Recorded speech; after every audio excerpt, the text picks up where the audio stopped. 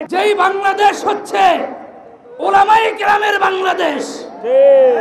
এই দেশে উলামায়ে কেরামের রক্ত জড়িয়েছিল একটা গুন্ডা বাহিনী,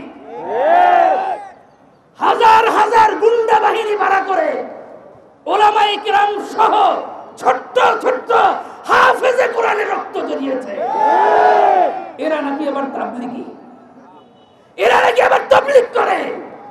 আমরা পরিষ্কার ভাষায় বলতে চাই, বাংলাদেশ উলামায়ে কেরামের দেশ।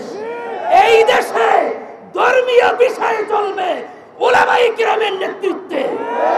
কোন গুন্ডা, কোন ডাক্তার, কোন ইঞ্জিনিয়ার ওদের কথায় এই দেশের ধর্মীয় কোন কাজ চলতে পারে না, চলতে দেওয়া হবে না, হবে না, হবে না। তারা মিথ্যা মামলা দিয়েছে, ঠিক না বেঠে?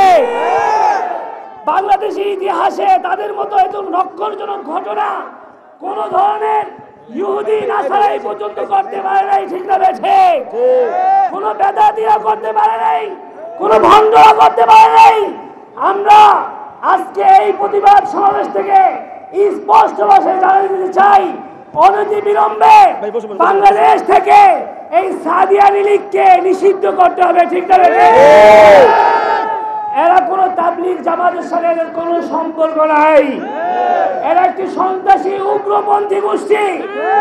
আজকে এই 53 বছরে বাংলাদেশে কওমি উলামায়ে কেরামরা কখনো এরকম নির্যাতন হয় নাই যেই ধরনের নির্যাতিত তারা 18 সালে টঙ্গী ইজতেমার ময়দানে হয়েছে, ঠিক না বেঠে?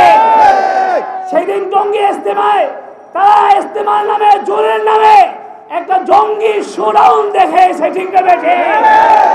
আজকে যদি আমাদের অন্তর্বর্তী সরকার তাদের সুবর্তি না হয়, যে অন্তর্বর্তী সরকার এদেশে আসার পর থেকে একের পর এক যেই শেখ হাসিনার দূষণ, মোদী সরকারের দূষণরা এই বাংলাদেশের পরিস্থিতিকে অশান্ত করার জন্য তারা বিভিন্ন রকমের পায়তারা চালাচ্ছে, তারই একটা এজেন্ডা এই সাদিয়া লীগ এই বাংলাদেশে কায়েম করতে চায়।